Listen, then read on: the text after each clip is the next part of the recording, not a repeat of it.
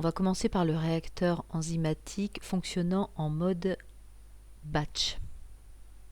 On représente donc ce réacteur par un système fermé, mélangé, puisque automatiquement les substrats doivent être mélangés dans le réacteur. SCP sont les concentrations à l'intérieur du réacteur. La concentration en enzyme est appelée E. Le réacteur étant fermé, le volume est constant et les concentrations sont fonction du temps. Si on fait un bilan sur l'élément S, on aura le terme d'accumulation est égal à entrée moins sortie moins destruction. Le réacteur étant fermé, il n'y aura pas d'entrée ni de sortie de S. Si on fait ce bilan de manière massique, alors le terme d'accumulation c'est D2MS sur DT, moins R-16V, le terme de destruction de S. MS peut être remplacé par S fois V, moins R-V qu'on retrouve de l'autre côté de l'égalité. V étant constant, il peut être extrait de la dérivée et du coup on va pouvoir simplifier par V. On aura donc l'expression ds sur dt est égale à moins R-S. On va se placer maintenant dans le cas d'une cinétique michaélienne qui aurait lieu dans ce réacteur batch. On va donc remplacer le terme R-S par le terme de cinétique michaélienne.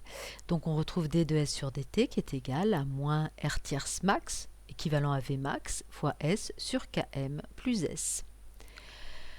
On se retrouve donc avec une équation différentielle à variables séparables et donc on va regrouper tous les termes en S du même côté pour résoudre cette équation différentielle. Donc on va avoir Km plus S que l'on bascule de l'autre côté et le 1 sur S qu'on bascule lui aussi de l'autre côté fois ds moins R tierce max dt. Nos deux variables sont donc ds et dt.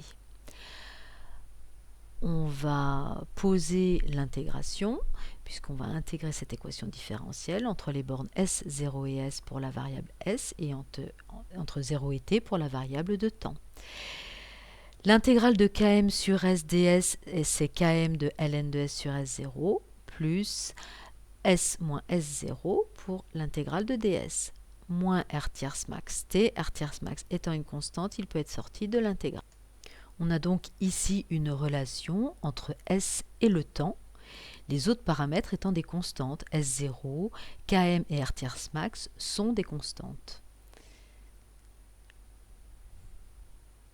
On a utilisé pour résoudre cette équation différentielle une intégrale particulière qui est à connaître, l'intégrale de dx sur x entre deux bornes x0 et x. Donc l'intégrale de dx sur x c'est ln de x entre les bornes x0 et x. Ceci est égal à ln de x moins ln de x0, qui est encore égal à ln de x sur x0.